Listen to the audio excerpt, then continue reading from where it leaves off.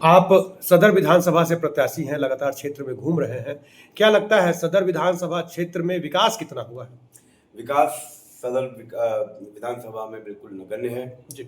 आज अपने भ्रमण के दौरान कई गांवों में हमने देखा कि सड़क नदारद है, सड़क है तो उसमें खाली गड्ढे हैं, जी। ढलाई हुई है तो टूटी पड़ी है। बहुत दुखद ये मतलब दृश्य है। जो विकास बक्सर में होना चाहिए था वो कहीं नहीं है। 10 साल से आपके साथी थे, 10 साल तक आप भी उस पार्टी में थे और विधायक मुन्ना तिवारी का कार्यकाल जो था, वो जब इतना खराब है तो क्या कभी उनको टोका नहीं आपने?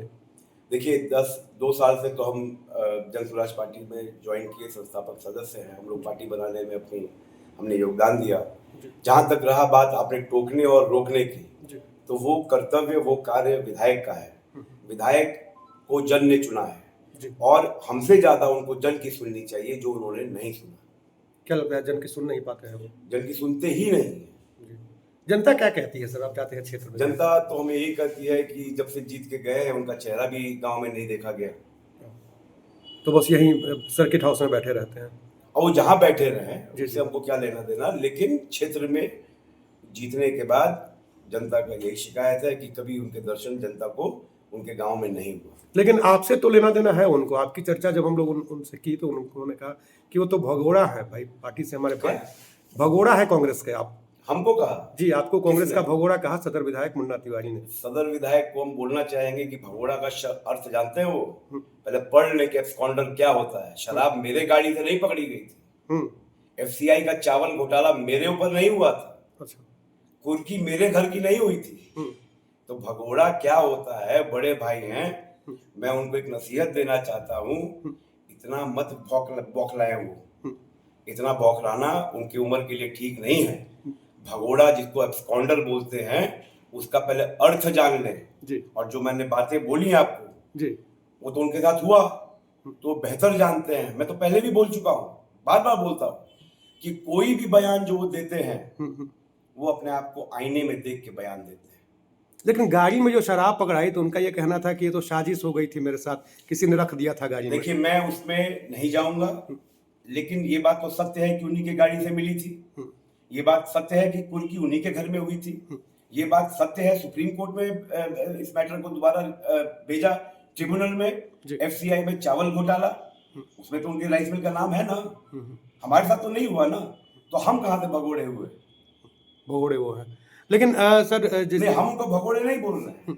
वो आपने जो बताया, खैर हमने तो पहली बार सुना। मैं फिर कहता हूँ, बड़े भाई हैं, मैं उनकी इज्जत करता हूँ, लेकिन उनको मैं एक नसीहत देना चाहूंगा, शब्दों का सही चयन करें।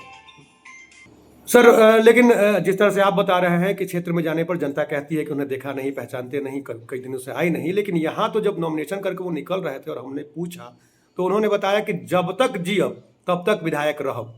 इस पे आप क्या कहेंगे? भाई अगर किसी मुगालते में रहते हो तो मुगाल वो शिकार वो है, हम उसके बारे में क्या कह सकते हैं?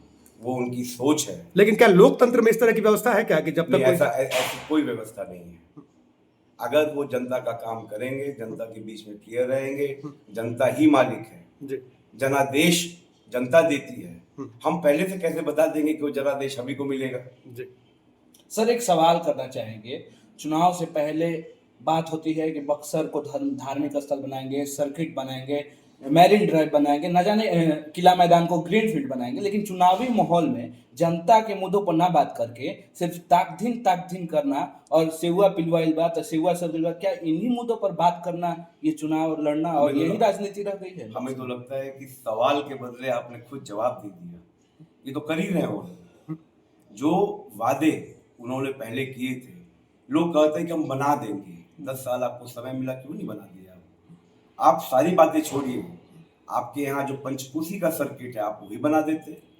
कम से कम उसका कनेक्टिंग रोड ऐसा बना देते कि उस सर्किट का जो हमारा जो पंचकोशी है, कम से कम उसकी जो आवागमन का है उसमें आप सुधार कर देते। सही आपने कहा। आज से 2-2.5 साल 3 साल पहले बहुत सोशल मीडिया पे वो बिहार के एक मंत्री जी हैं जो वो भी आधा मूर्छित गिरे पड़े हैं। उनके साथ उनका फोटो आया कि हमने किला मैदान में इसको स्टेडियम बनाने का प्रस्ताव पारित करा लिया है। कोरोना काल में उनका स्टेटमेंट आया कि बक्सर में हम ऑक्सीजन बैंक बनाएंगे।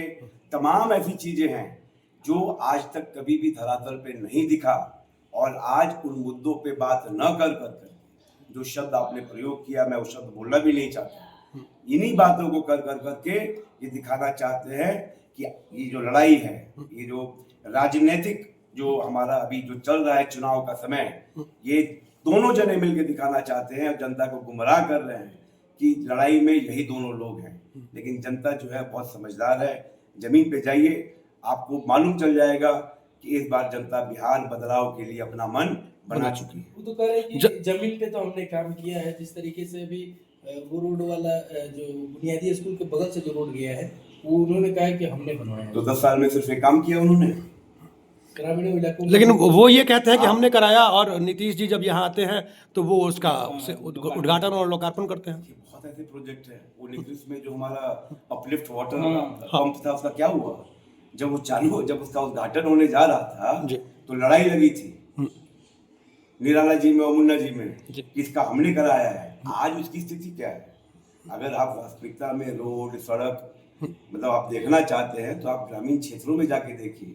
आज तक जगदरा गांव को रोड नहीं मिला, सोनबरसा से कनेक्ट रोड होना है जगदरा, ऐसे तमाम गांव हैं। आज मजरिया में हम लोग घूम रहे थे, बोर्ड लगा था काले रंग का, हमारे वर्तमान जो विधायक जी हैं उनका नाम भी उसमें लिखा हुआ था, और ढलैया की रोड वो बीच से ही टूट गई है सही से। तो ये चीजें स्वयं अपनी स्थिति बयां करती है। मेरे बोलने से कोई फर्क नहीं पड़ेगा, या मेरे बोलने से कोई बात ऐसी नहीं है कि वो बात जो है वो नई बात है। जहां तक एक शब्द आपने इस्तेमाल किया मरीन ड्राइव का, तो ताड़का नाला से जो उन्होंने प्रस्तावित जो बताया मैं बनवा दूंगा, आप उसके पहले जो जासों से लेकर के नदाओं वाला रोड है उसी को बनवा दिए होते, तब भी कुछ समझ में आता। तो ये हमें लगता है कहीं ना कहीं भाजपा के हमारे जो देश के प्रधानमंत्री हैं और भाजपा से प्रेरित है। तो बड़ी बड़ी वादे करना, और जानते हैं कि चुनाव में हम बड़े बड़े वादा करेंगे, जनता विश्वास करेगी, वोट देगी, जीतेंगे, फिर क्या करना है? 24x7 एसी कमरे में सर्किट हाउस में बैठेंगे। जनता क्या उनको सर्किट हाउस में बैठने के लिए वोट करती है? ये सोचना पड़ेगा, ये उनको सोचना पड़ेगा। जनसुराज अगर आती है तो जनसुराज क्या करेगी? आपने बार बार कहा है, एक बार फिर दोहरा। देखिए, मैं आपको बार बार बता देना चाहता हूँ कि जनसुराज के कोई झूठे वादे नहीं हैं। पिछले 1.5 साल से हम लोग 5 संकल्प जो हमारे हैं, उन 5 संकल्पों में समाज का हर एक वर्ग का चेहरा है। बच्चों से लेकर करके जो हमारे वृद्ध हैं उनके लिए उसमें स्कीम है। बच्चों के लिए मुफ्त विश्व स्तरीय शिक्षा है। महिलाओं के लिए 4% पे 4 से 5 लाख रुपया का लोन है, जिससे उनका हाथ सशक्त हो सके। हमारे किसानों की आय दुगनी कैसी हो, और उनको मनरेगा के तहत कैसे उनको मजदूरों से उनको जोड़ा जाए। जो हमारे वृद्ध हैं, विधवा हैं, और हमारे असहाय लोग हैं, विकलांग हैं, उनको प्रति माह 2000 रुपये का पेंशन। इसी हमारे जो 5 कार्यक्रम हैं, ये वही हमारे 5 संकल्प हैं जिन पे हम चुनाव लड़ रहे हैं। जैसा मैंने बताया आपको कि इसमें 5 जो हमारे संकल्प हैं, बेरोजगारी दूर करना और पलायन रोकना, इसमें समाज के हर एक वर्ग का चेहरा है। इसे मैंने विस्तार करके बताया क्योंकि हम लोग बोलते हैं कि हर एक वर्ग का चेहरा है। इसलिए मैंने बताया कि समाज में ये 5 वर्ग रहते हैं और इनकी सोच जनसुराज की है। ठीक है। ठीक।